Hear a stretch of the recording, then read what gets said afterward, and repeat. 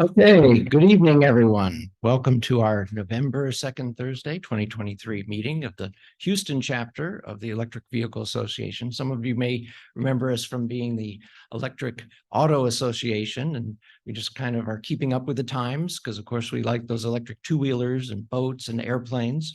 So speaking of airplanes, last month we had our vice president talk about his electric glider and other electric airplanes, and that was really good. Treasure. Okay. No, secretary. College treasurer. Yeah. Right. And so it's good to know about all the different vehicles. I was just talking with somebody yesterday and they said, yeah, they can't wait until the garbage trucks and the postal vehicles are all electric. Some of you may have seen a number of the Rivian delivery trucks that Amazon uses. So Houston is one of the places. Yeah, Houston's got quite a few of them now. Hopefully they're getting to other cities as well. So we have our PowerPoint to start up. Yeah. So we'll make a couple of points here and then we'll start talking with Chris.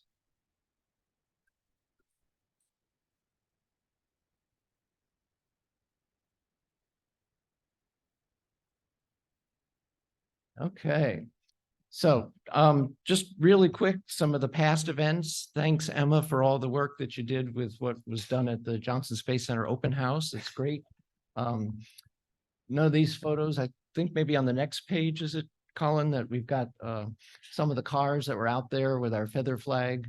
These are general. Yeah, that's I JC. want to emphasize the electric vehicle up there on the right. Ah, yes, of course, to travel around on the moon or other bodies, just like they did in the Apollo days with that electric vehicle on the last few Apollo missions. This is a prototype.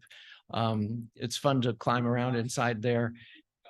Proof of concept vehicles, and this one is one that's got some interesting characteristics. It's kind of hard to tell, but there are 6 wheels, and those wheels go all the way around 360 degrees, so the vehicle can just literally drive sideways, and they're all individually powered. Yeah. So that's that. So here, the lower left, this is the recent open house there.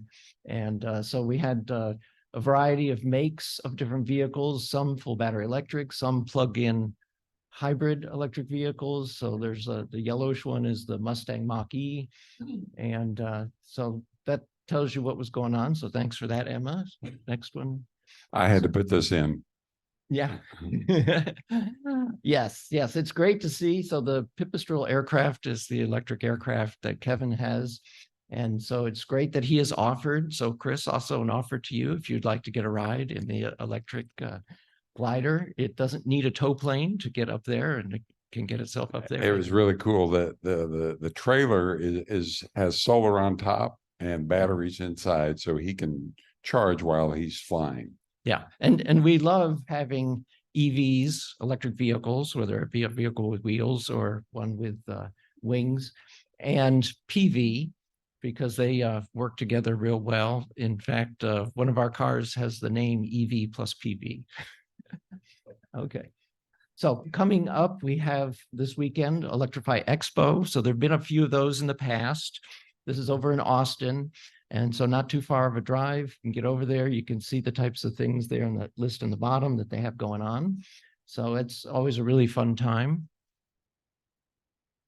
And then December social. So on the 17th from 3 to 6 p.m. And you might want to take note of the address, or you can, of course, look at the recording from this meeting. This is the one at 5930 Westheimer, because if you just look up CATS, you get about 3 or 4 different places in Houston. And this one being the newest doesn't come up right away. So this is on the corner of Nantucket Street. So actually it's easier on a map. You look up Nantucket Street and it's at the south end of the street where that street hits Westheimer. Everyone, please bring family and friends, and we talk about EVs and everything that anybody wants to. So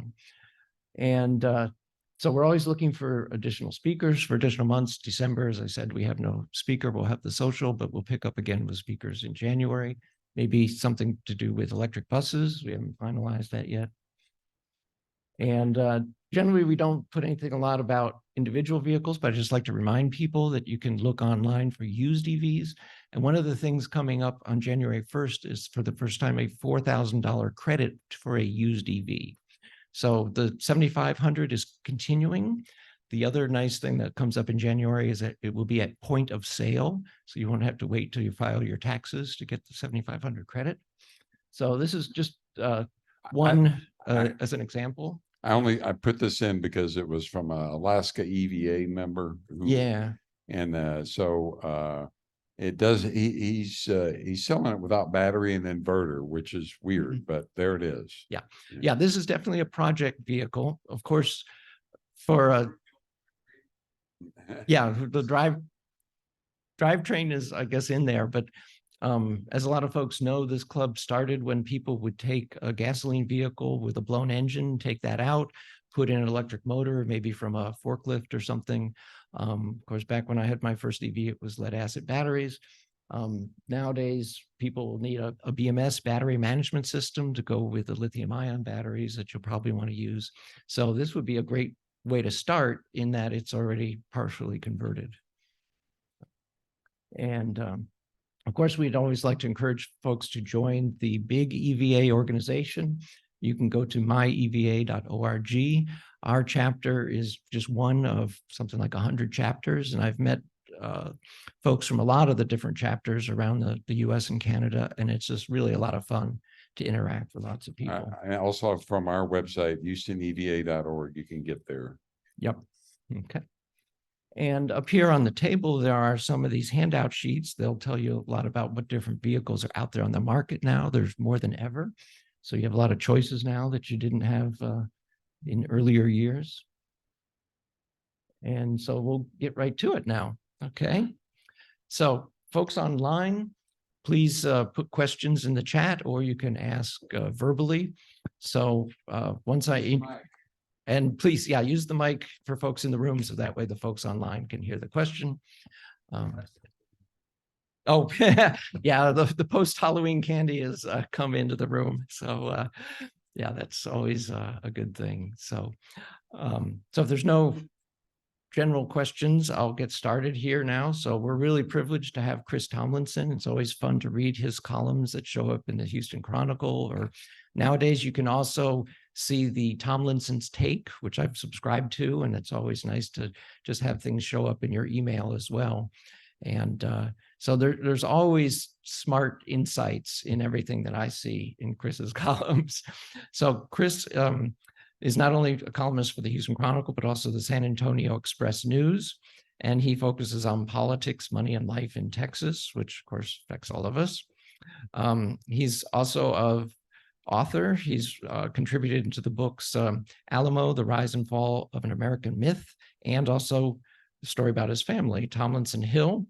And it goes on, the remarkable story of two families who share the Tomlinson name, one white and one black. So that's out there. I know it's available in our local library system for the county because I looked it up.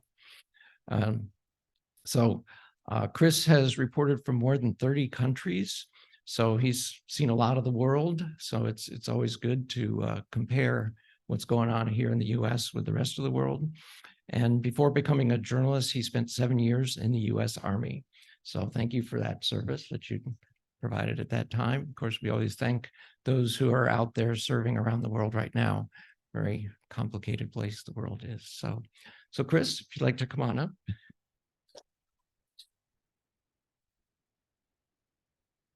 Oh, yeah, we can pull that off if you'd like to. Yeah, let me go ahead and pull this off, and I will try to stay in the image. Is that the camera there? Okay. Well, thank you for inviting me.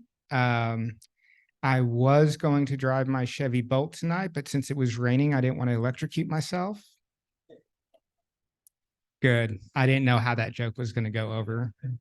You're supposed to start these talks with a joke. It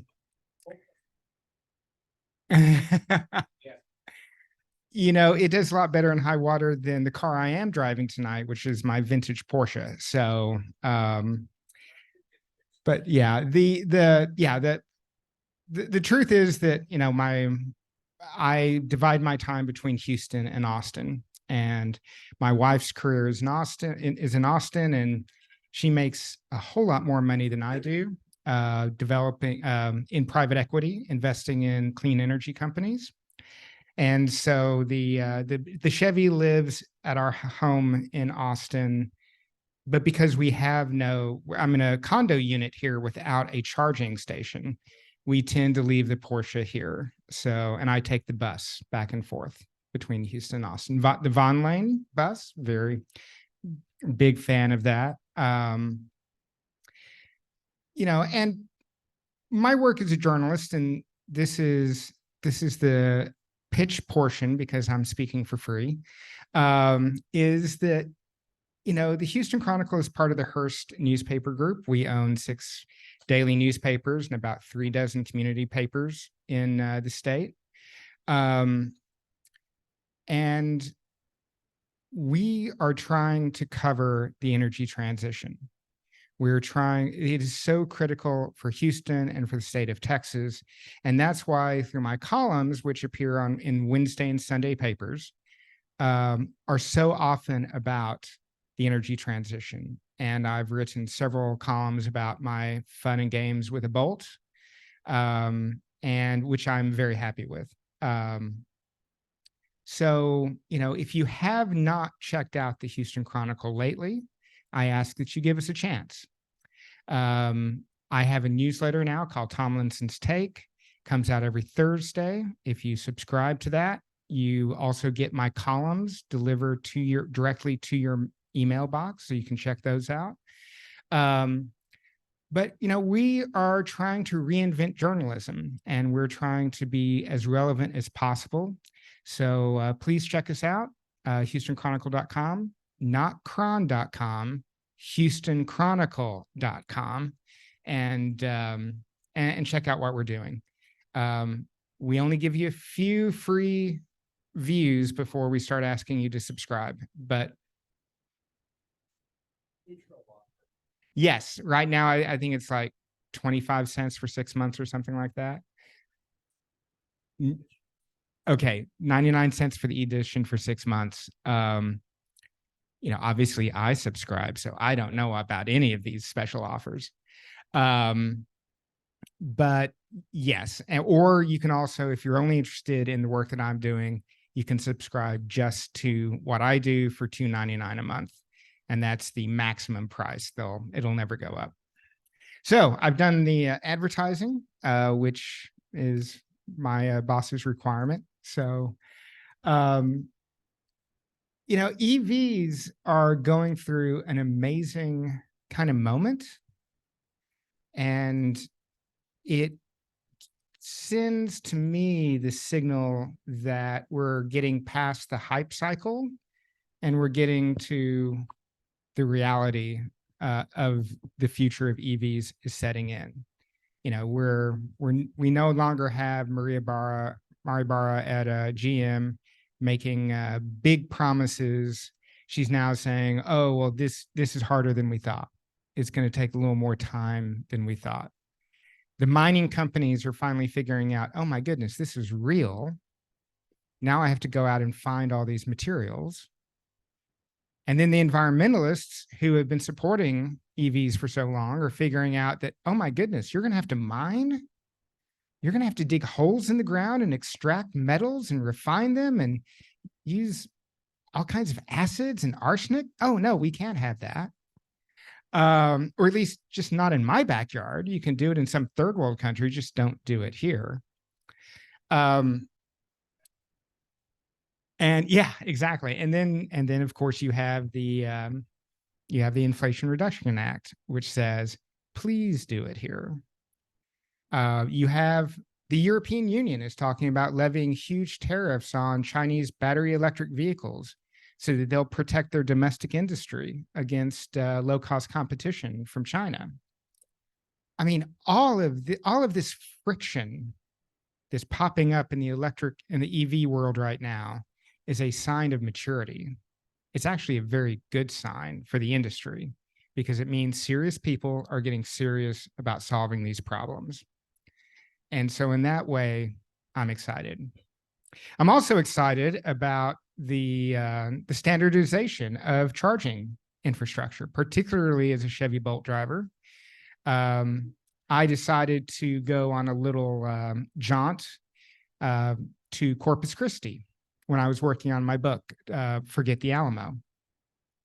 And I was going to go down there and I was going to go to this one archive and spend a couple of days and then come back.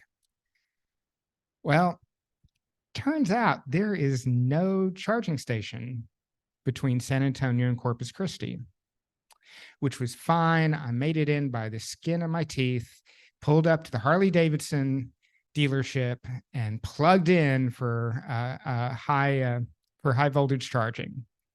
Saved the day for me. I was like, okay, I made it. But then when I was going back, a cold front moved in.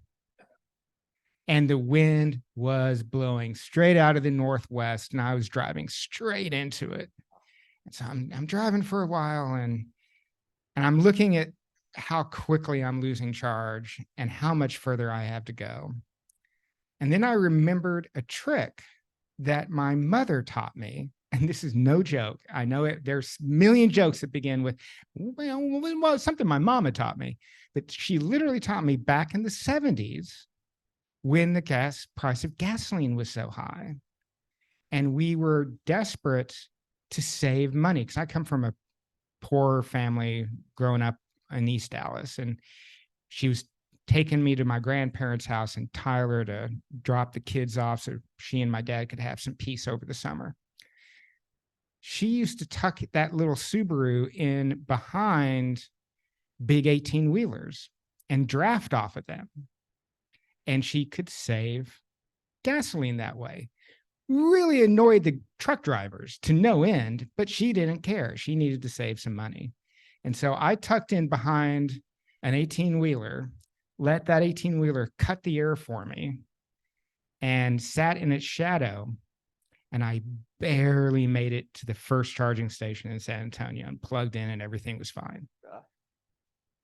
And I wrote about that experience because for too long, it's been too real.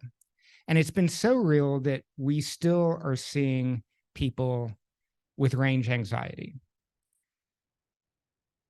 That's, I think, the biggest problem that, EVs have to overcome now, is convincing the culture that it's not like that anymore. We had a big announcement today. Mercedes-Benz is going to install chargers at Buc-ee's.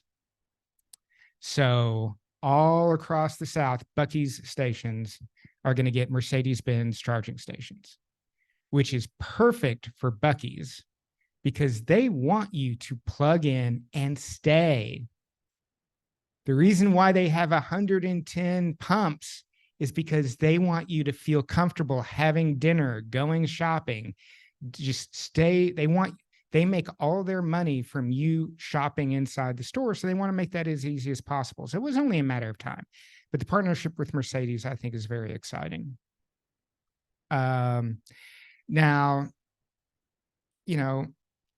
I am not a technical person. I got my degree in humanities.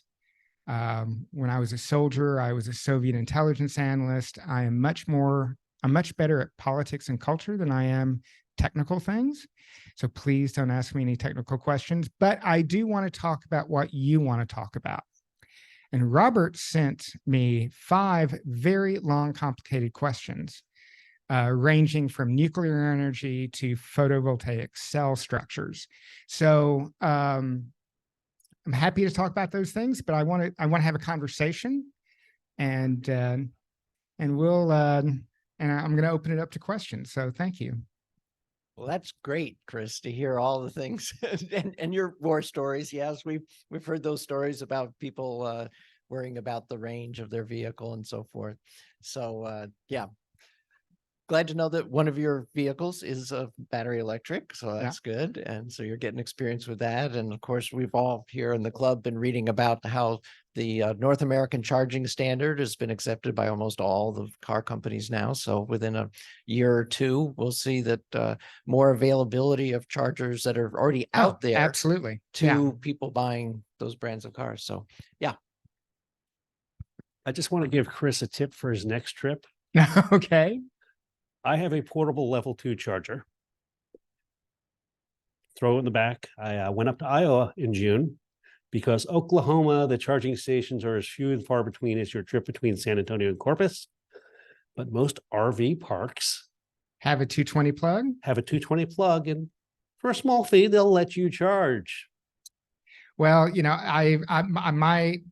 my level 2 comes off the wall. So just for that purpose, So you can bring it with you. I when you're- should have, I if should have if taken it PlugShare with me. tells you that the chargers are staying on the ground, PlugShare will also show you RV parks. Yeah. Usually, but every RV park will support 220. All right. Well, thank you very much for that. Very good. Thanks, Seth. Yeah. Yeah, and a lot of people don't realize not only are you doubling the voltage, you at least double the amperage. So you're more than 4 times faster than when you're just losing level 1. Yeah. So that's good. Yeah. So before I go and ask Colin about any other folks putting questions in the chat, I'd like to start with folks in the room. So Ken back here. Yeah. One of the Kens. Hi, I wonder if you have any thoughts on the recent changes to annual licensing fees for EVs. Are you familiar? Yes. Well, so this is the great state of Texas. So lawmakers here are going to punish EVs as much as they can get away with. The Texas Oil and Gas Association is the most powerful lobby in Austin. And they will do their best to make things as difficult as possible. The vehicle registration fee, the total number is unfair. It's too much. But the bigger problem, and it's been a problem for a decade in Texas, is that our highway system is financed with the motor fuels tax. The more efficient vehicles become, the smaller amount of that tax that we've collected. Texas is not collecting nearly enough money off the motor fuels tax to pay for our roads. The legislature has been talking for a decade about how do they fix that problem. They don't want to raise the motor fuels tax because the Oil and Gas Association won't have it. But what they have talked about doing is eliminating the tax and replacing it with either an odometer reading or a higher fee on cars. So, you know, there is some logic in charging electric vehicles more for the road usage because they don't pay the motor fuels tax, but the number they came up with was outrageous. So I don't think that number will ever come down, but I do think there's a good possibility that we'll see all vehicles have to pay a higher registration fee. That's what I'm thinking is likely. And one thing that I actually wanted to bring up at the very beginning is that there's now the $2,500 grant from the Texas Environmental Quality Office. And that is available now for the first time for any electric vehicle. And I think also like natural gas vehicles and so forth as well. So up until the time when the 2,000 allotted grants get given out, that is available for new purchasers as well. I saw something and Teslas are on the list now. You actually go to the TCEQ website and they have a list of the vehicles that qualify because somebody told me that and I didn't believe them just like you just now. And you go to the website and the Teslas are on there. Yeah. So I have another concern with the way the fee is structured. I think that somebody who's buying a new Tesla or a new F-150 Lightning or a new Polestar isn't going to be impacted by $200, $400, or $1,000 registration fee. It just Right. doesn't matter. But someone who's looking to buy a $20,000 to $40,000 used car and finance it is going to care about that amount. And so I think that this has a negative impact on the used car market for EVs, which diminishes their value when they get to be 2, 3, 4 years old. No, that's exactly true. And that's why I started out with, they want to hurt the EV market. They do not want Texans buying EVs. And, on one level, I've interviewed lawmakers. I've listened to them on the floor of the Senate and the House say that they think EVs are bad for the electric grid. They think that expanding EVs in Texas will crash the grid next time there's a winter storm, which is false. It's a lie, but that's what they keep saying. They also say that Texas is an oil and gas state. It represents anywhere between 10% of our economy directly, probably another 15 to 20% indirectly. And they want to support that industry because that's what the Texas economy is based on. Purchasing EVs hurts that industry. So there is nothing fair, correct, or encouraging about it. They are actively discouraging electric vehicles in Texas. I mean, I can't fix it. I write about it. I try to point that out. I have pointed it out in my columns, but it's a problem. Eric, you have a question? So we've kind of established in the club that solar and electric cars go together, and kind of along the lines of what you're just talking about. Can you talk about the tariffs on the solar panels? Because and from my perspective, solar prices were dropping pretty predictably. And then when the tariff went into effect, it stopped. It seemed to stop.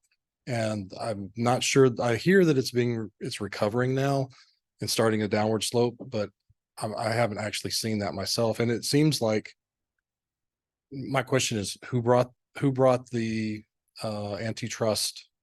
I mean, it was my contention that it was the petroleum industry that questioned. Yeah, that's not quite right. So that's what I'm wondering.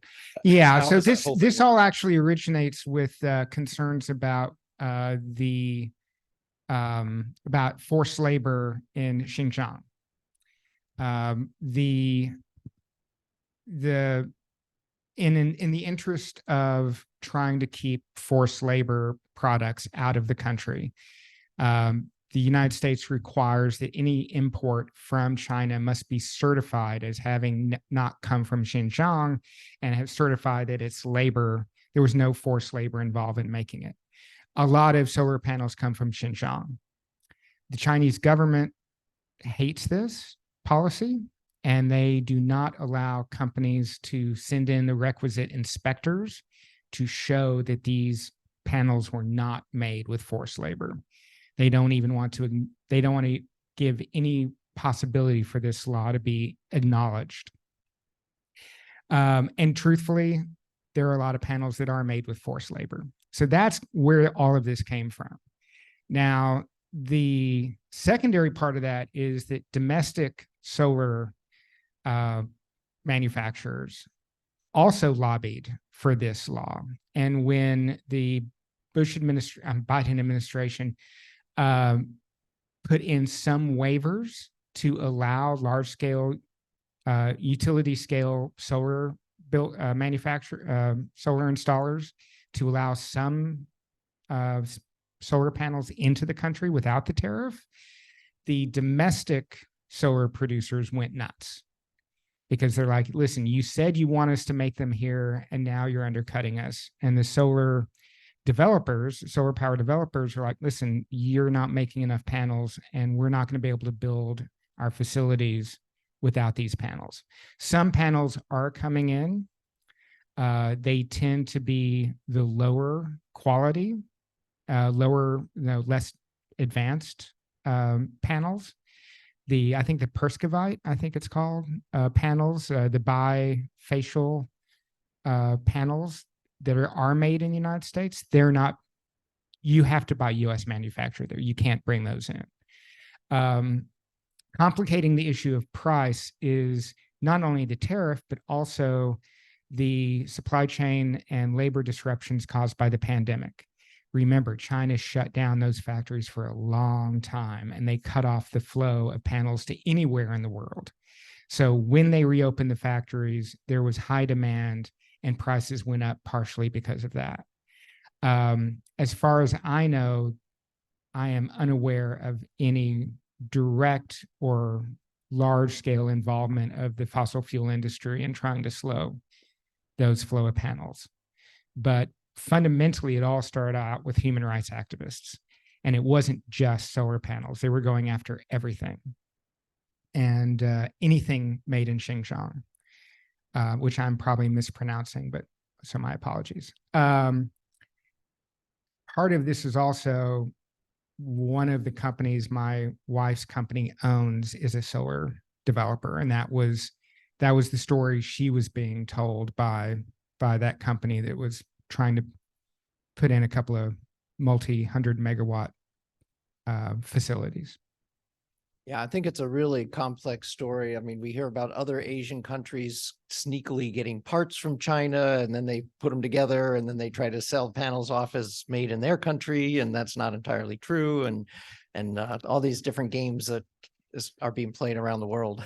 Yeah, I mean, I'm not a great fan of tariffs because they're so easy to evade. No.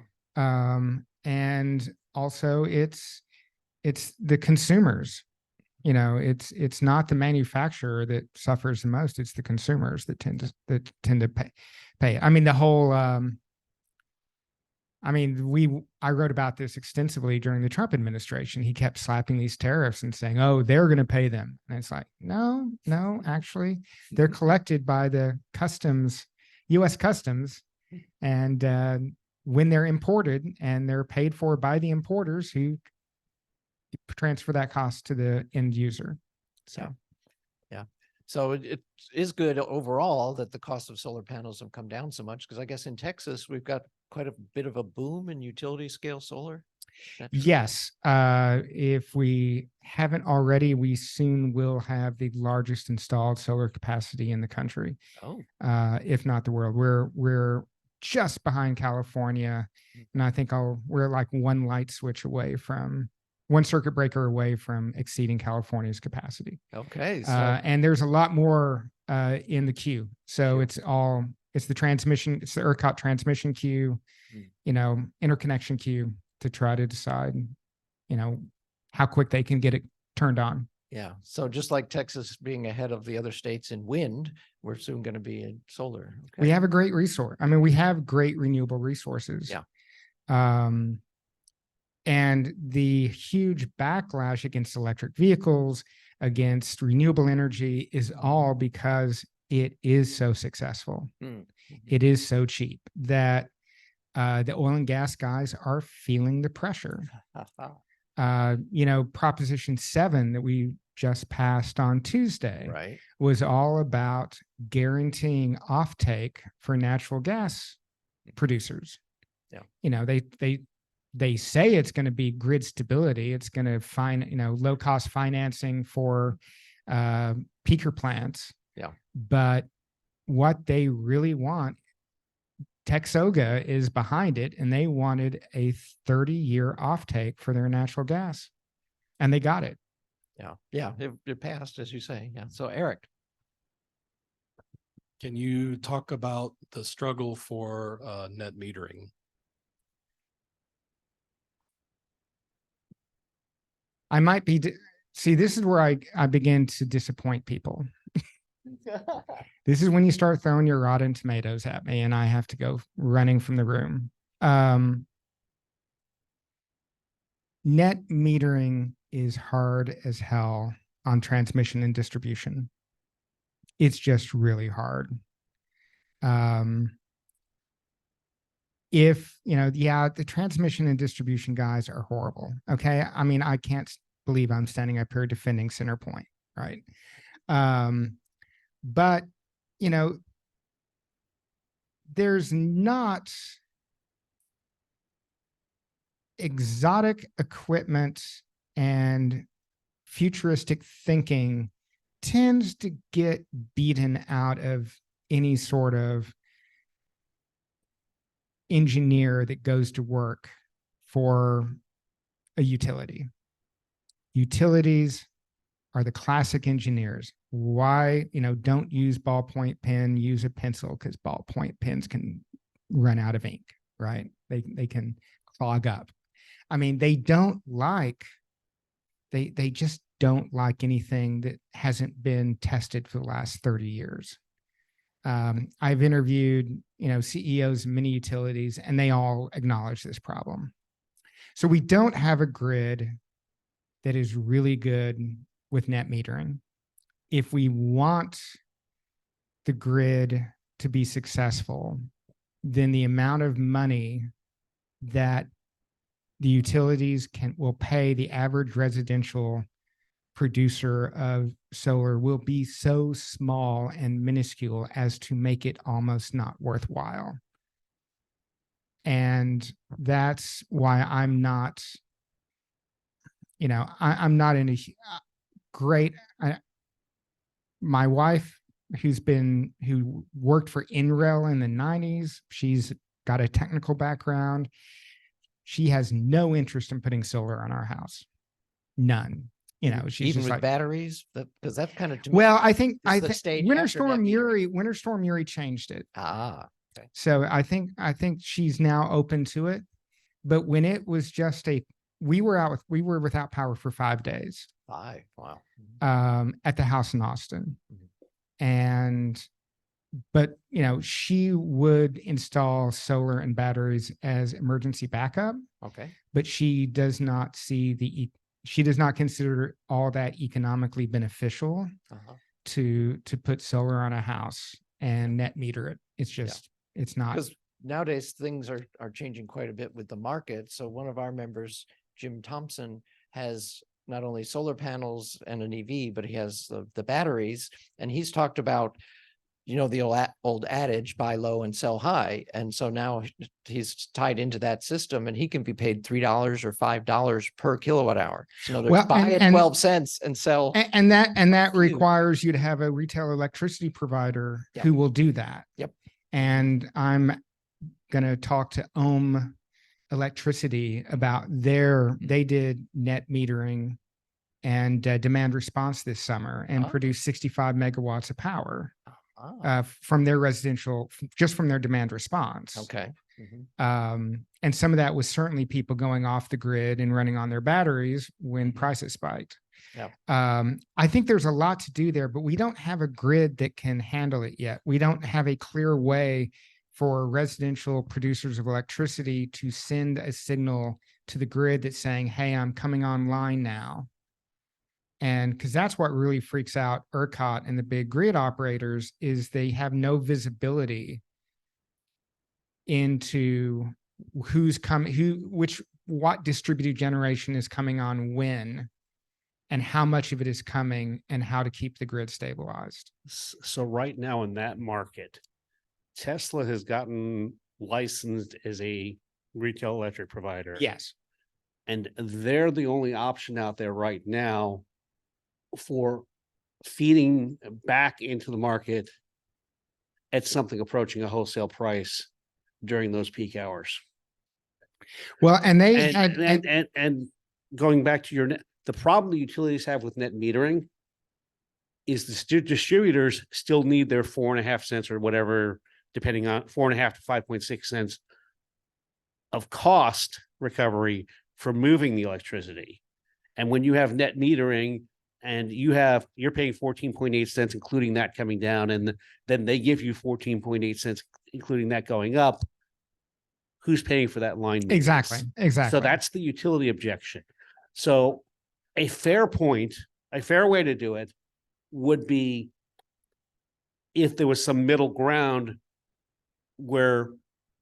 Well, yeah, I mean, that's going to take legislative the places effort. with net metering, they'll deduct that 5.6% off of the price that they pay for the. When we had net metering in Texas before the legislature did away with it 2 or 3 years ago, they weren't deducting it off. Right. And that was not viable. That was not viable. The other thing, Enchanted Rock does distributed generation. using, if you go to any HEB, you'll see an Enchanted Rock natural gas 1 megawatt generator in the parking lot. And they make serious money in the summer by taking entire HEBs offline so that to act as an emergency response for ERCOT. And then they obviously HEB just pays the same price for electricity they would otherwise. Wow, I didn't realize that they cut off that, because I'd heard about HEB putting in their own power systems because they lost so much during outages. Right, they did, but they're Now they making make money on it. they're too. making money off of Okay. the wholesale electricity market. Yeah. But the biggest challenge for that is it requires specific equipment on that circuit. Mhm. And if you're the first person that has that need on that circuit, you get charged the entire $50,000 fee Oh, to install the equipment that makes that possible.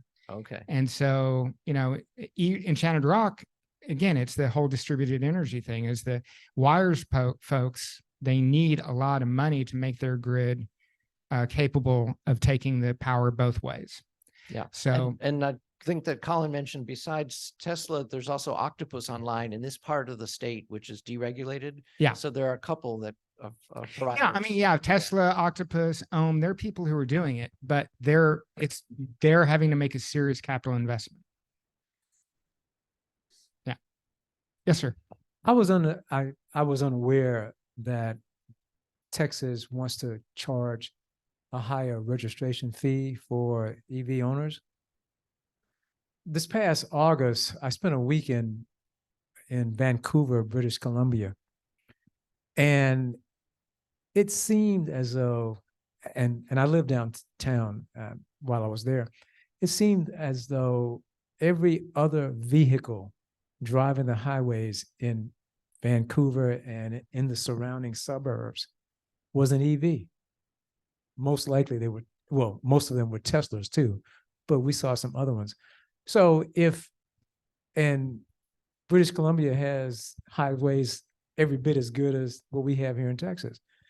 So if they use tax money to fund their highway system, do you know if British Columbia raises the registration rates on EV owners up there? I don't know specifically about British Columbia or Canada, but I don't know how they finance their road system, but they don't do it with a motor vehicle tax. That's a uniquely American idea, that the federal government has a fuels tax, the states have a fuels tax, and between the two of them, they built the interstate highway system. It's just a really dumb way to finance roads. And part of the reason why the roads are so bad in so much of Texas is because we're still using this old-fashioned motor vehicle fuels tax that literally has not been raised since 1992. Yeah, that's one of those things. Raising taxes, a lot of politicians say no. They don't want to do it. Yeah. So I just want to bring up a comment that came from someone here online. This is from Dave Tuttle. A more fair alternative to net metering is the value of solar tariff that Austin Energy uses. It recovers the T&D costs while still paying for local solar produced. Yeah, I mean, that's great when you've got a municipally owned utility or a co-op. It just doesn't work that well when you have a deregulated market. Uh-huh. But the thing is that retail electricity providers, they make their money off trading electricity. It's not, you get free nights and weekends because they're traders. they're trading electricity futures on a futures market. And so really the rate that you're paying is not nearly as important as their ability to trade.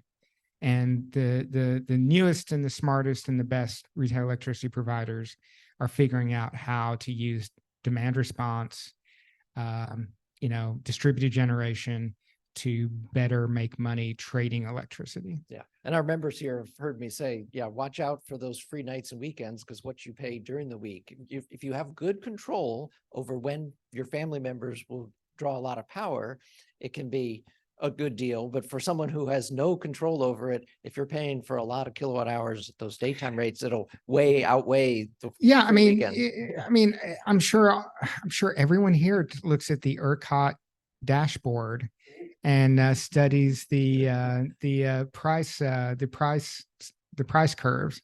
Yeah. It's fascinating, and Yeah. and said you can make a lot of money in that game as long as you're not stupid enough to have your customers pay the wholesale cost of electricity. Like, God, what was that company that did that? Yeah, Gritty. Yeah. I remember interviewing the Gritty CEO because Uh-huh. when Gritty first came to Texas, and I interviewed him, I said, "This is the most stupid thing I've ever heard of." And he goes, "No, we've modeled it out. We've modeled it out. You'll still save money." I'm like, "Your customers in August are going to hate you. You don't understand."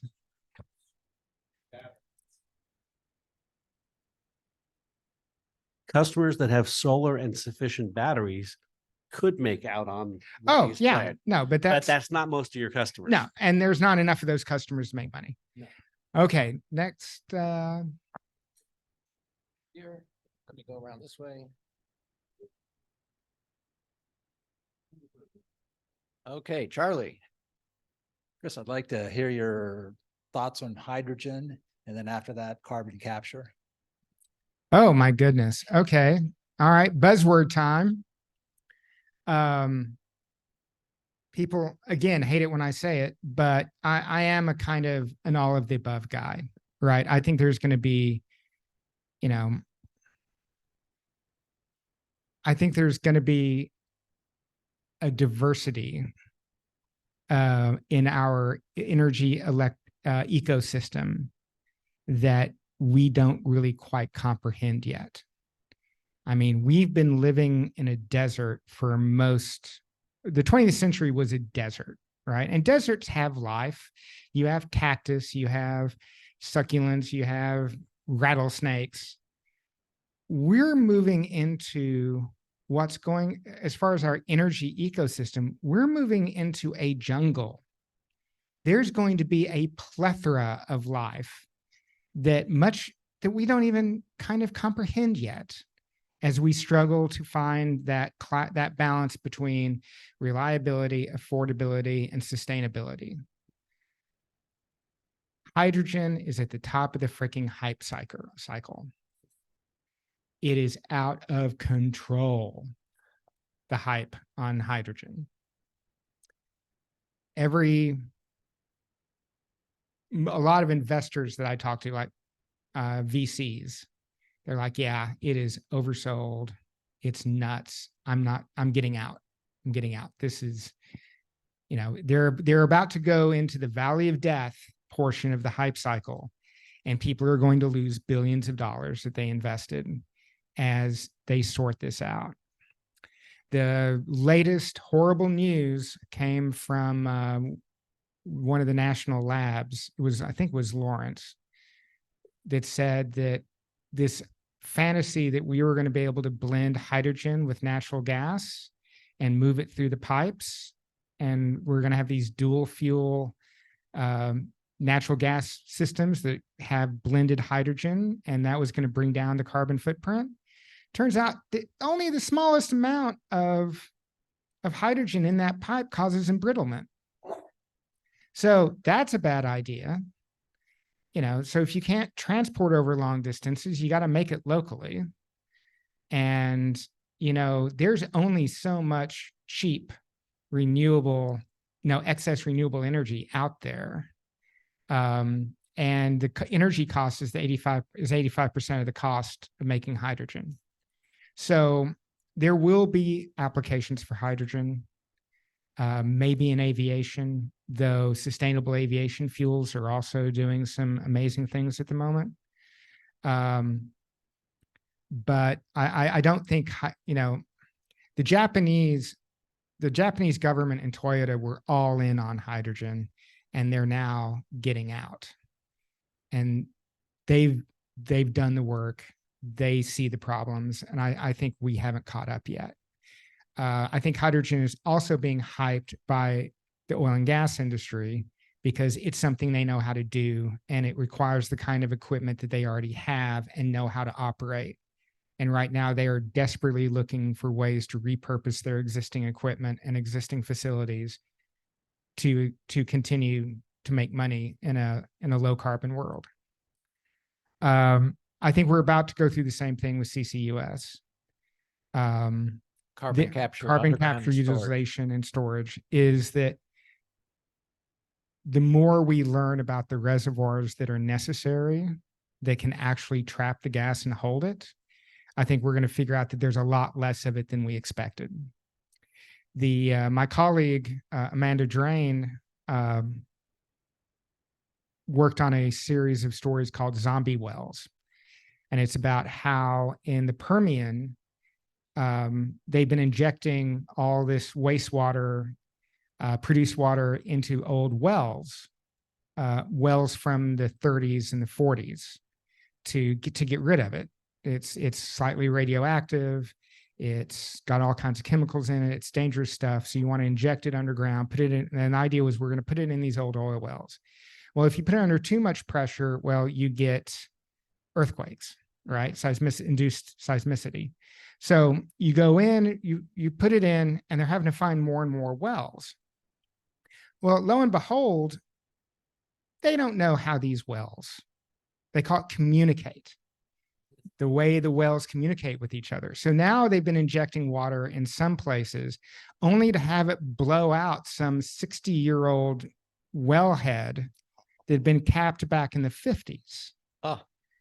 And you literally have geysers of uranium-laced chemical salty brine spewing like geysers out of the desert in the Permian.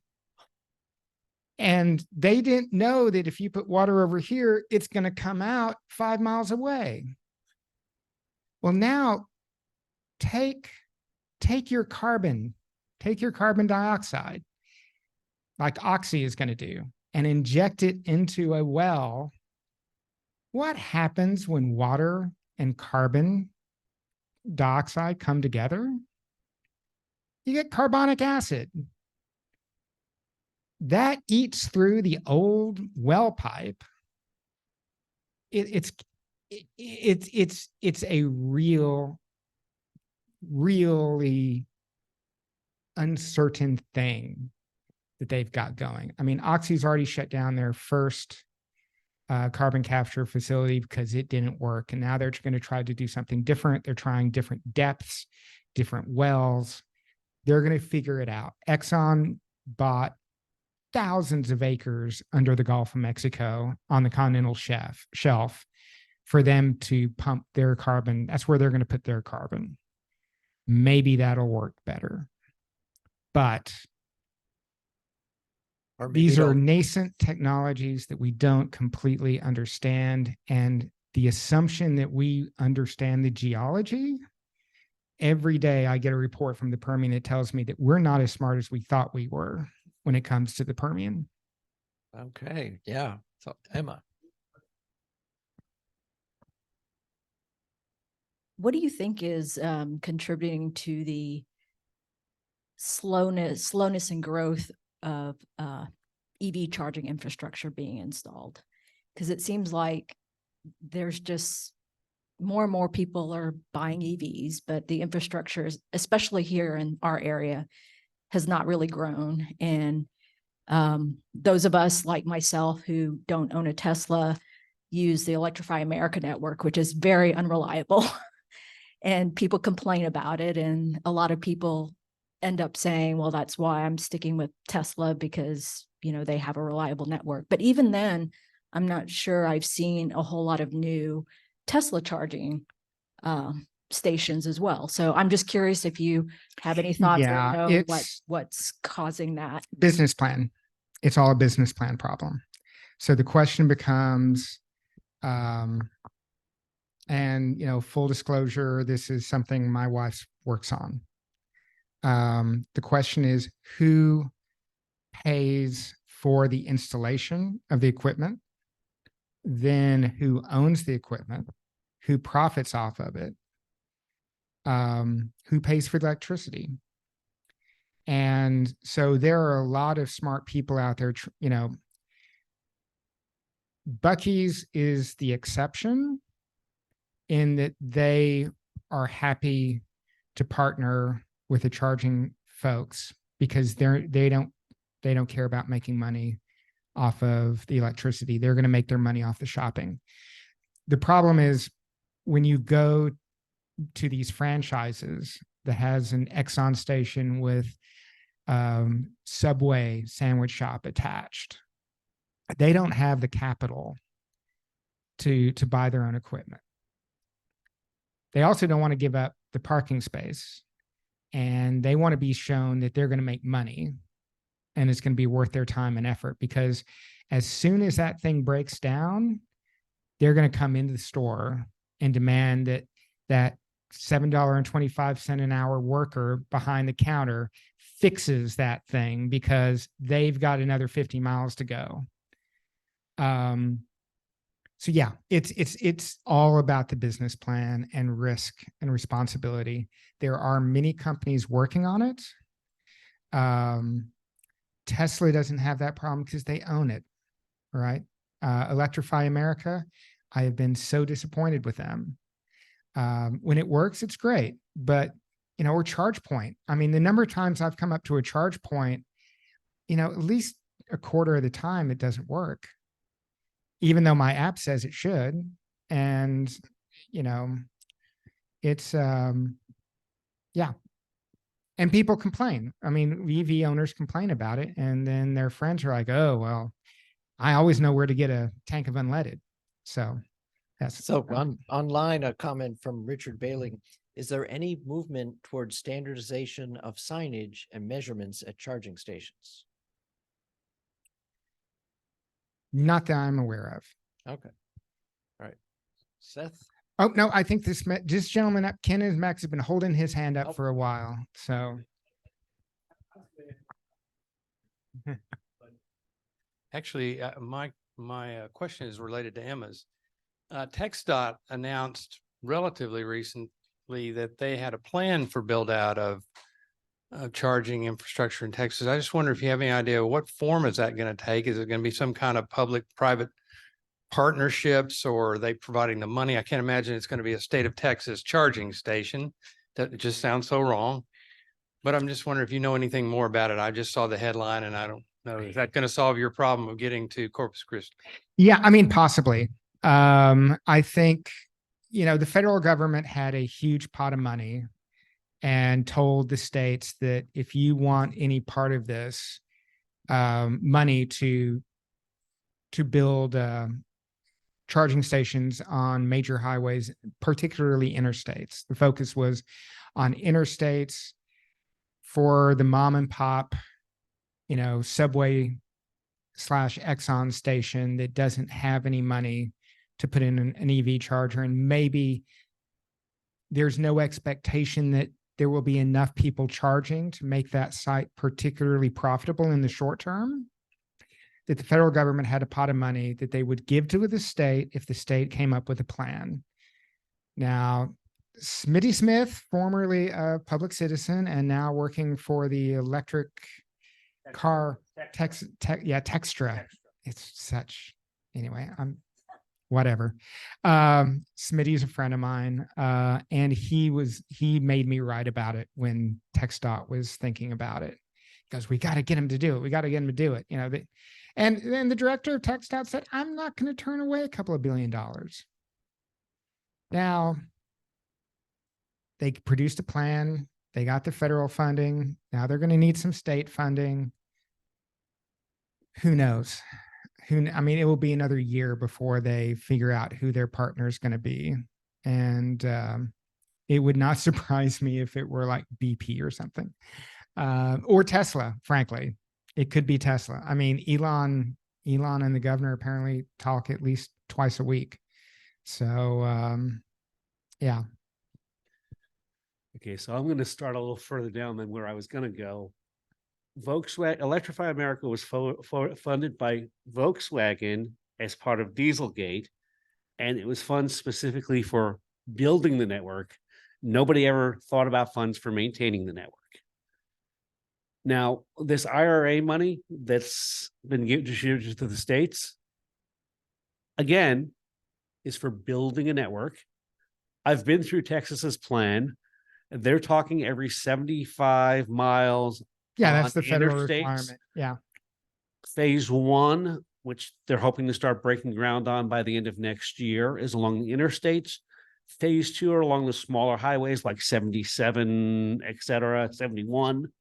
Again, with that, a set of chargers. And when I hear a set of chargers, I think of your typical Electrify America installation of 4 chargers, which at any given time, 2 are broken.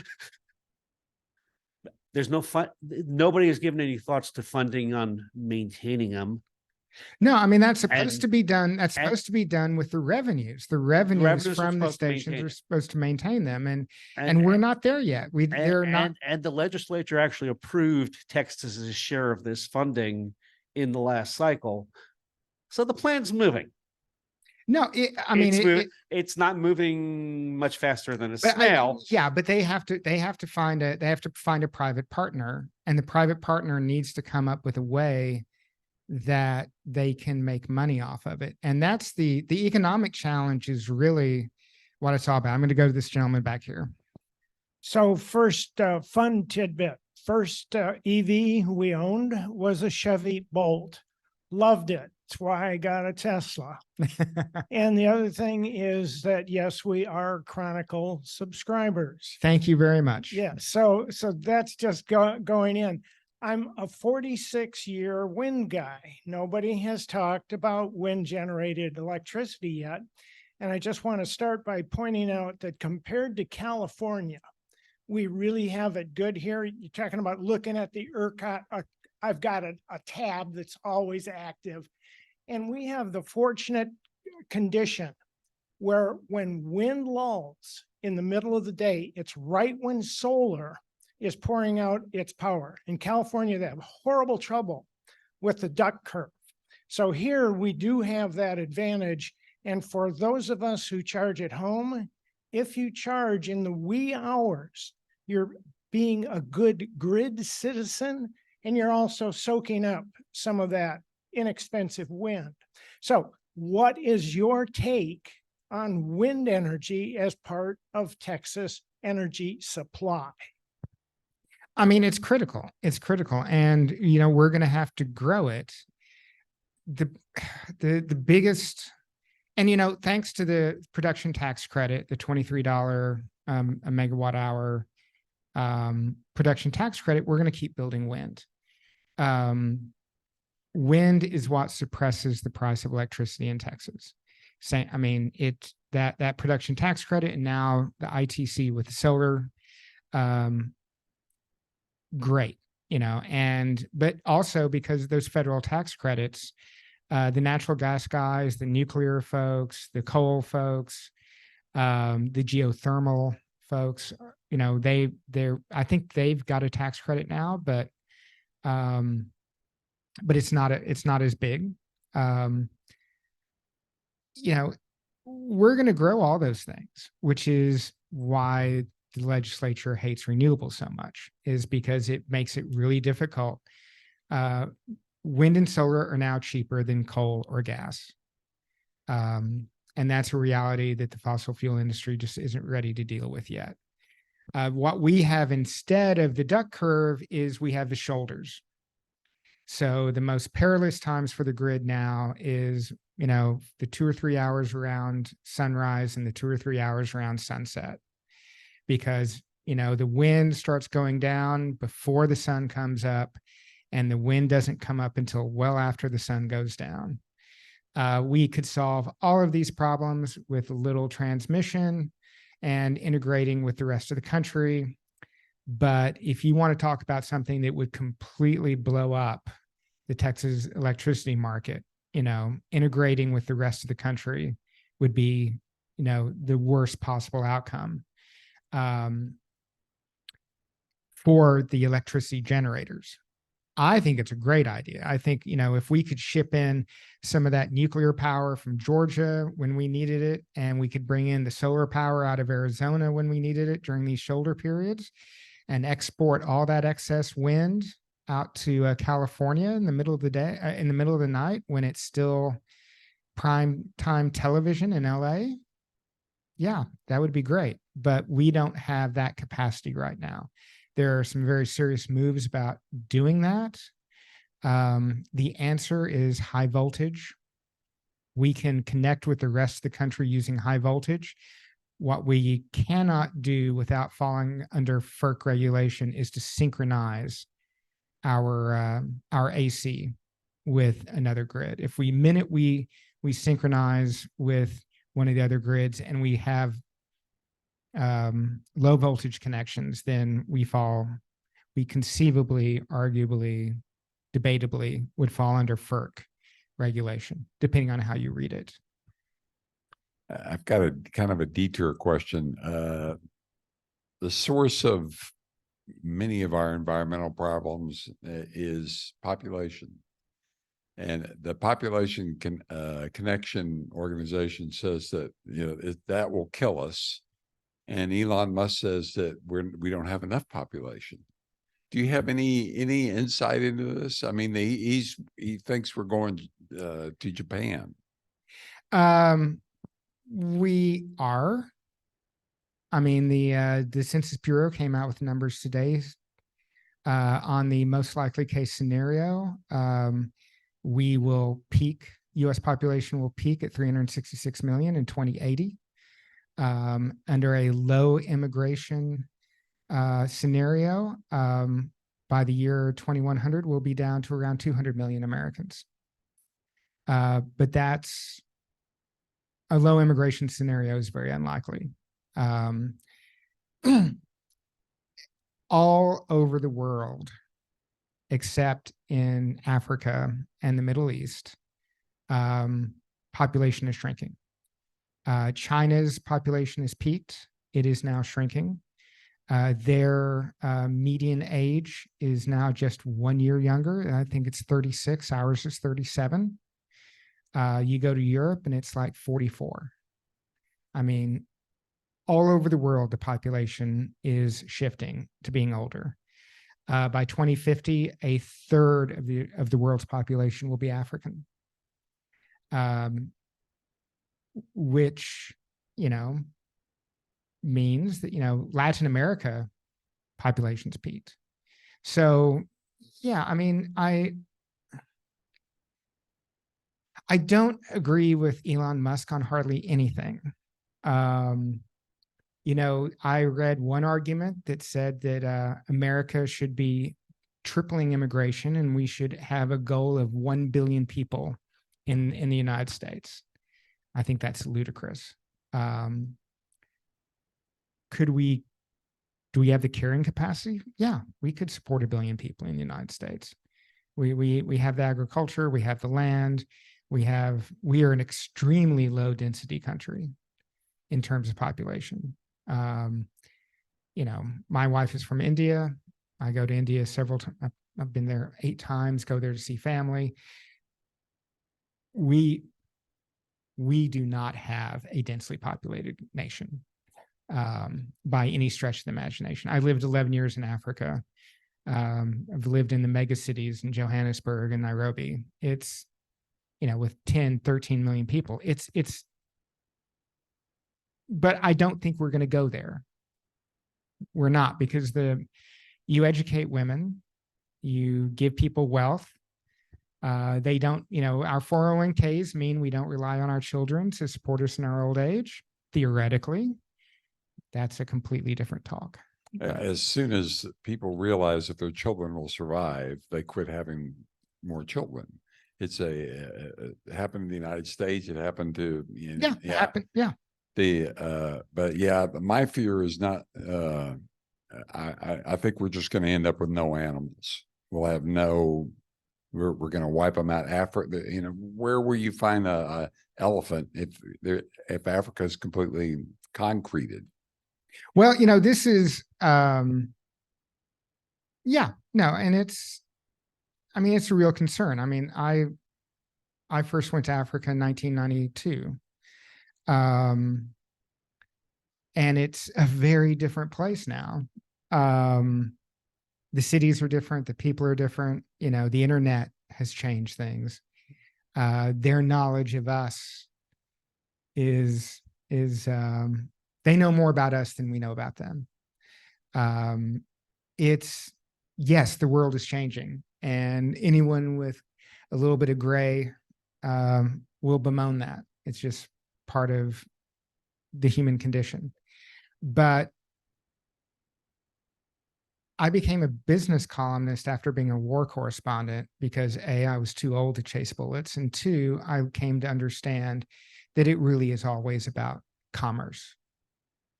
You know, when I would roll into a village in Congo that had just been looted, and, you know, dead soldiers in the streets and horrible things had happened to the people there, you know, the minute I needed to get some food, I needed a place to sleep that night, and I started handing out money. I would literally, you know, me and the other journalists, you know, there might be a dozen of us, we would literally restart the economy just by saying, I need a place to stay, I need some water, and I need some food. And then suddenly I've got 18 people working for me for the next 3 days. And they are thrilled to have the money, and they're buying food for their kids, and everything starts over again. So, you know, on the very basic level, what makes us human is we trade. We trade labor for food. We trade different types of food. That's where we find the answers. That's where we're going to find the answers to the charging stations. That's where we're going to find the question of, you know, that's eventually why people are going to buy EVs. It's, you know, it's the selfish gene in us that, you know, we want to preserve ourselves and we want to have resources. And so in my mind, it's always about aligning incentives, making sure we have the right alignment of incentives to get the conditions that we want. And so I'm not pessimistic. I think that's part of all of us, no matter where we're born or how old we are. So thinking of incentives in business, I'll risk asking something that I've wondered about, see what your take on it is. So you mentioned opinions of Elon Musk. So, and this is just based on things that I've read and people I've talked to. So he came out with, you know, electric vehicles produced in much larger numbers than, you know, what had been done before. And he addressed people on the environmental concern side of the market and so forth, and got a lot of those folks, you know, people had been, the Priuses had pulled up in Hollywood, you know, and they let the stars out and stuff, because that was the car to be seen getting out of and stuff. And so a large number of people in the US and around the world on that political side said, yeah, we like his EVs. And of course, now he's addressing people on the right. And I've heard there are towns in the US where all of a sudden, so very red neighborhoods, all of a sudden the cool thing is to have a Tesla. So was he doing this intentionally? So let's first get one group of people, and once we got a lot of them and they're, you know, buying new ones, replacing and so forth, let's get these other folks that had poo-pooed them before, and now they're thinking that, you know, cars are the ones to buy. If Elon were that brilliant, we would not have dealership laws in Texas. Well, I mean, seriously, I mean, if he had some pull and he was really that clever, why do we still have dealership laws? Red McCombs is dead, for God's sake. I mean, it's like, you know, it should be easy now. Or maybe it's Huffines. I mean, then maybe it's fear of the extreme right wing of the party that keeps the dealership law here. But you know, in my work, I've been lucky enough to meet and interview, you know, maybe a half dozen billionaires. And the one thing that they all have in common is they think that because they were successful at one thing, they're going to be successful and brilliant about everything. And that is always the hubris that causes them to have some kind of spectacular failure. You know, I mean, I'm just looking at what's happening with Twitter, now known as X. You know, I mean, you know, these things, it's just not true. You cannot be brilliant at everything. And the big mistake is, and I know people who've worked directly for Musk, like years ago, and apparently he was insufferable a decade ago. And has only gotten worse and only hires people who will say yes. And that's a tricky situation to be in. So I acknowledge his genius, but I do not think I don't believe in his omniscience, if I'm Okay. using that word correctly. Let's go to a question over here. Joe. This pertains to transportation. We're Powered gonna get by- back? Yeah. Yeah. I guess this is a deviation from what you've talked about so far, but following up on Colin's comment.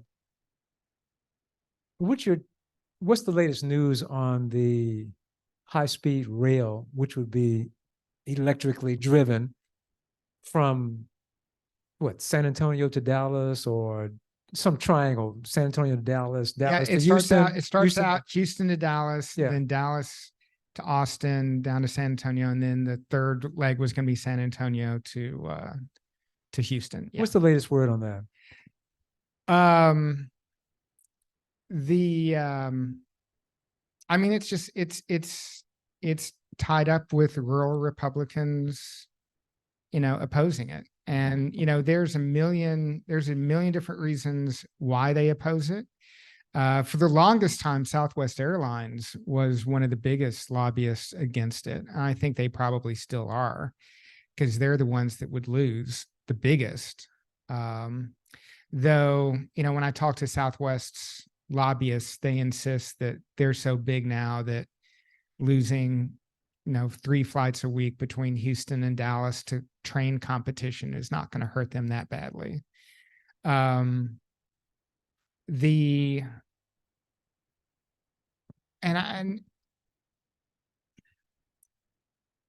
a lot of it is just landowners.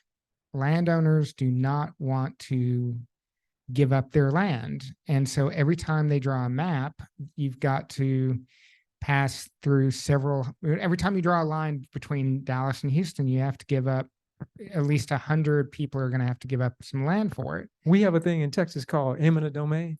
Well, yeah. Just take it. And that's the problem, is this legislature won't let you do that now.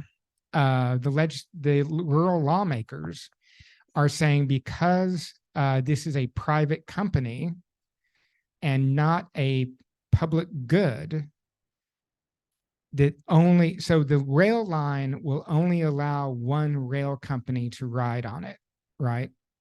So the Texas, I forget what it's called, but the name, but that rail line will only be used by one company, right?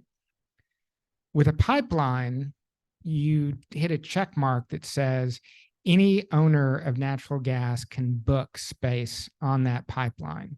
It's not just one owner. It's not just one company. The eminent domain law says it has to be a common carrier, and that rail line is not going to be a common carrier. And that's where the eminent domain problem comes in. They can't mix the high speed. The high speed cannot go on the freight line, and the freight lines will not let a high speed train on them. It's not the same track, because I rode about 3 years ago. Well, back in 2019, I spent several weeks in China, and that high-speed rail from Shanghai to Beijing. Oh yeah, it's outstanding. And for people in America who think China is backwards, they need to take a trip to China. There is nothing backwards about China. There's nothing backwards. I mean, I've rode high-speed rail in Japan. I've rode high-speed rail in Europe. It's fabulous. It's great. But, you know, Texas really, really hates any kind of public transportation. I don't know why it is so hard. You know, but yeah, there's there's a lot of MAGA crowd out there. And so supposedly, you know, they're before the Supreme Court. They're trying to get the Texas Supreme Court to say they can use eminent domain. And if they get that, then it's all going to come down to financing. Mitsubishi has talked about basically financing the vehicles, the trains themselves, and then it just comes down to construction costs on the rail, which is no small thing. And maybe the Japanese government will finance that too. I had dinner with the Japanese consul general here a few years ago, and that this was his thing. This is what he really wanted to happen. But it's just the politics. It's the politics of it. There's no good reason. I said I ride a bus, you know, between Austin and Houston because it's so much more convenient. I get 3 hours of work done instead of 3 hours of staring out at Highway 71. So, and they serve alcohol, and it's safer. Absolutely. And I don't put miles on my old car. And Kevin online asked, what about the boring company for not having to use eminent domain to take land between here and Dallas? Yeah. The boring company, the one that does the That's underground the tunnels? Elon Musk company that's the tunneling company. They bore through the rock. So he calls it the boring company. God. He's 12 years old. Yeah. It's like, he is a comedic genius. He is not. Yeah. I mean, yeah, show me the boring company making money. Show me them doing anything besides doing basically an amusement park ride in Las Vegas. Yeah. It's a mess. And Neuralink, let's talk about Neuralink. Yeah. I mean, it's like embedding electrodes in our brains. Yeah, that's what we all need is AI, an AI interface taking over our brains. Yeah. So looking back at the questions Robert had put down there, he asked about your opinions on nuclear energy, whether it's green or not green. it depends is the answer on the green or not green. I do not believe we should be shutting down any nuclear power plants that we don't have to anytime soon, if ever. Okay. I mean, it's like, if we can keep our existing nukes going, keep them going for as long as possible. Conventional light water reactors like the Vogtle plant in Georgia, there'll never be another one of those in the United States. Due to cost? It's cost. Yeah. It just makes no financial sense. And when you consider the tons of concrete that design requires, it is not a low emission project. Yeah. Right.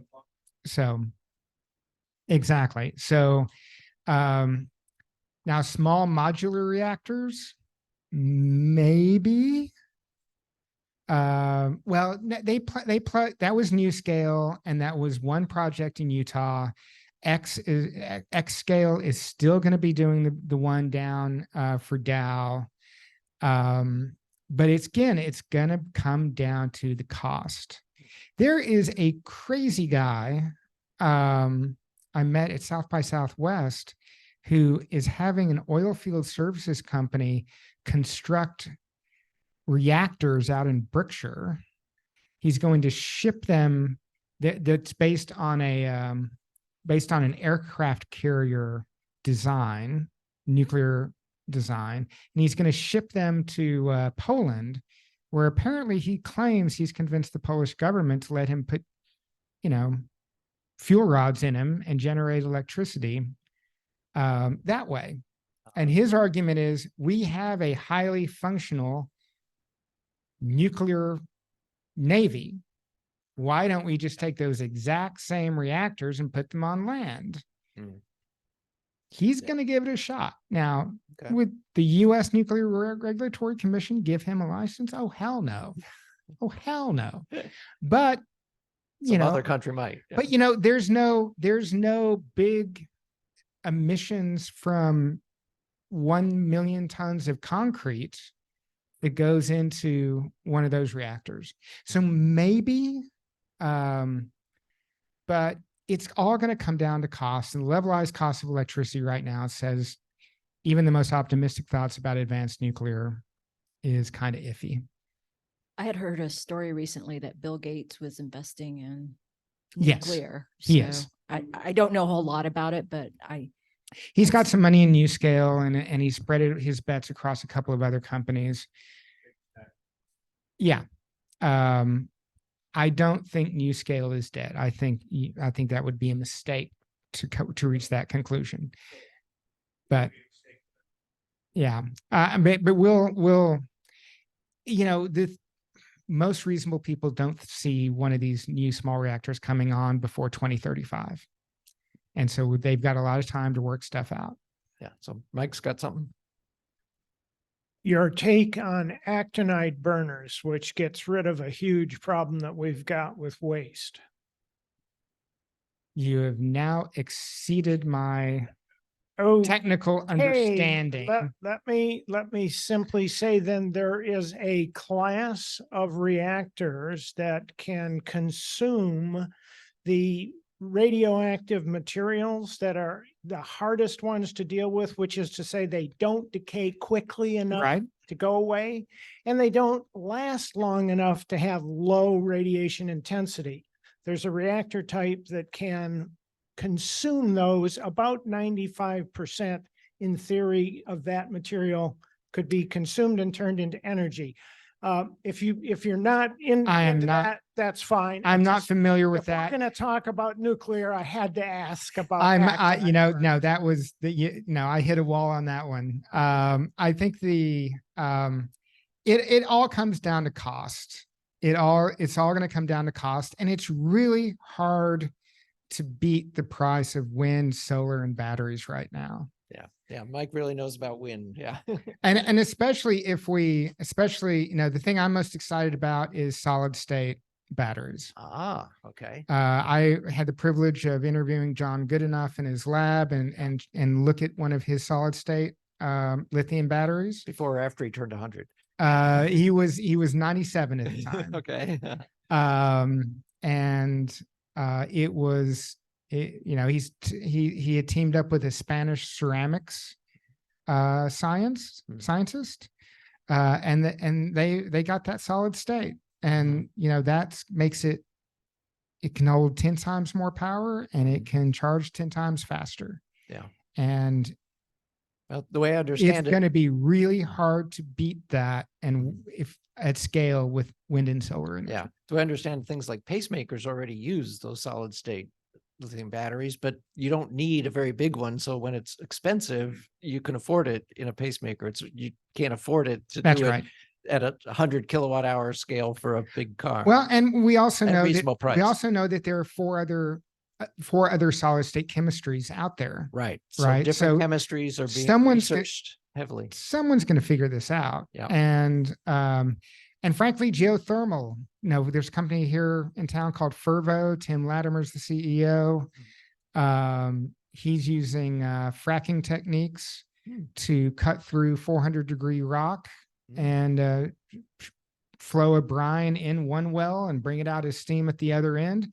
He had a very successful pilot project in Utah this year, and he hopes to have his first commercial plant up by next year. All right. Very good. And, you know, as he will explain to you, it's expensive now, but so was fracking in the beginning. Yeah. And he's a former, you know, he's a former oil and gas guy who supervised fracking teams in the Permian before he went to Stanford and got his MBA. So a smart guy using amazing technology for a 24/7 clean energy resource. So there are a lot of things out there that don't that are not going to require potentially dangerous stuff. Let me take just a moment, since we're talking about solid state. The fundamental problem with that technology is the formation of dendrites. Well, no, the solid state actually prevents the dendrites. The problem with the lithium ion battery today is you have a liquid electrolyte and the dendrites grow between the cathode and the anode. The solid state prevents the formation of dendrites, and that's why you can charge it faster, and that's why it can hold more charge.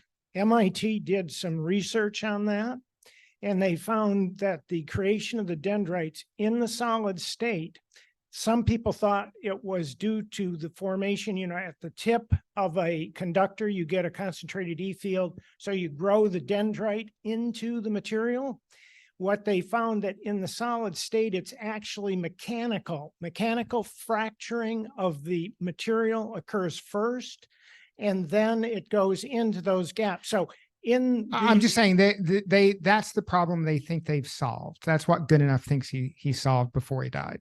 Right. And what I'm saying is that some very good research is still being done to see if that's actually true and things you can build at scale. Yeah. And I think we're gonna like last two questions. It's getting late. Yeah.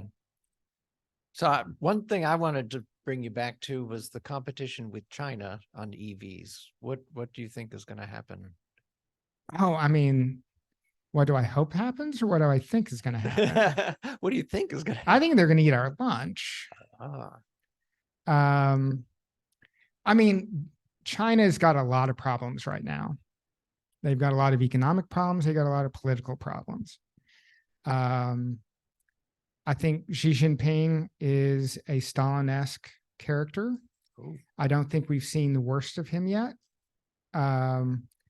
The number of disappearances of major business people in China that the Wall Street Journal reported on either today or yesterday, I forget when I read that story. The fact that US executives no longer go to China for fear of being detained and arrested.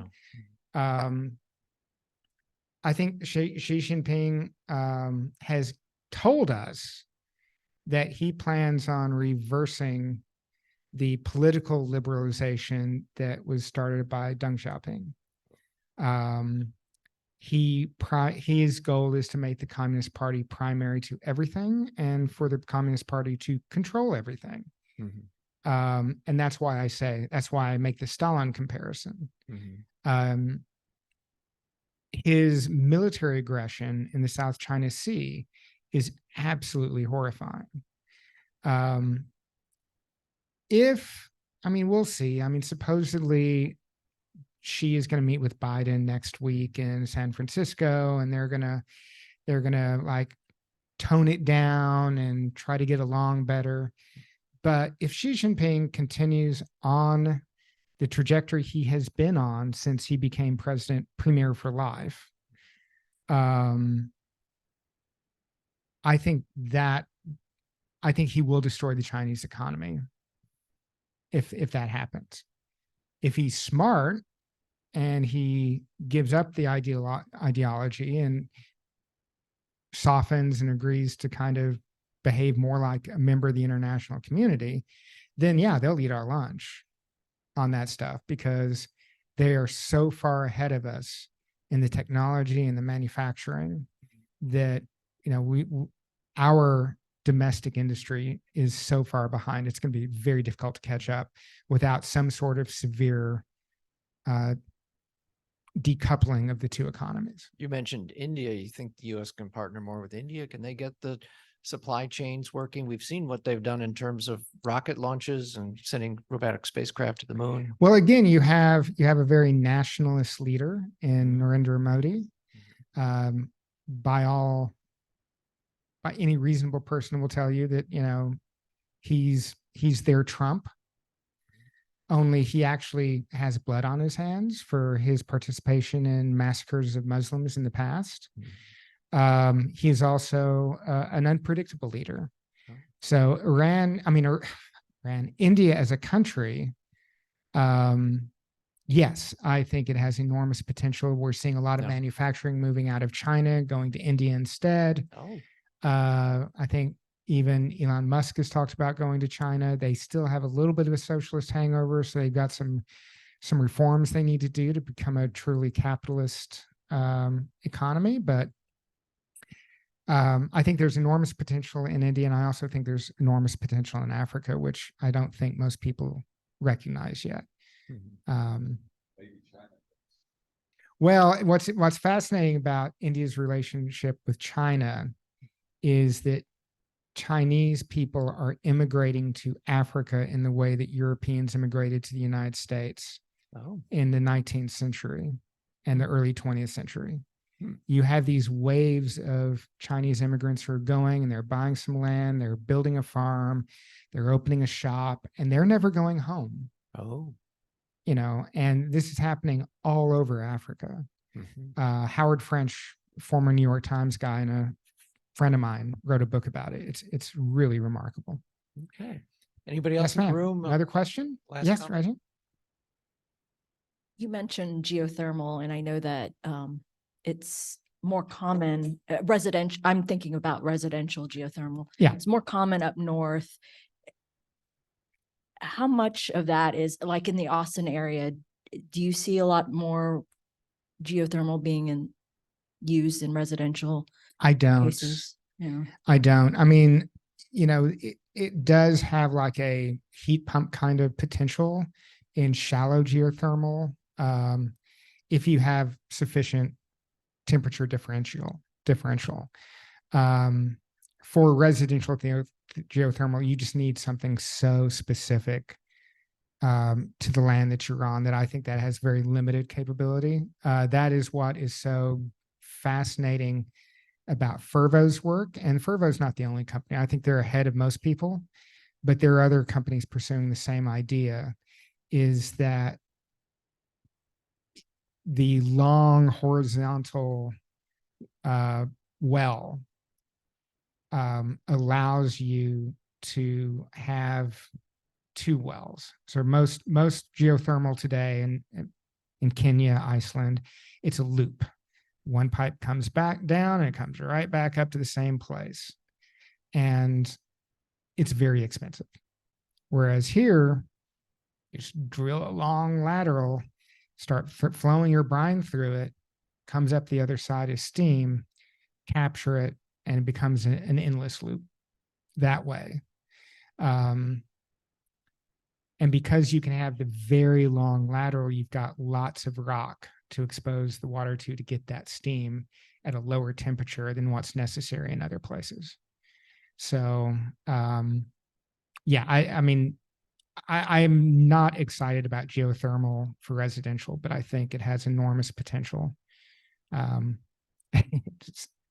Latimer tells a great story about being a drilling engineer in the Eagleford and spending all of his time trying to figure out how to get through hot rock and thinking to himself, oh, I got to use this bit, I got to use this special casing, it's going to be a mess. And he goes, but I bet if I put some water down there, it'd come back as steam, and that was like the birth of the company.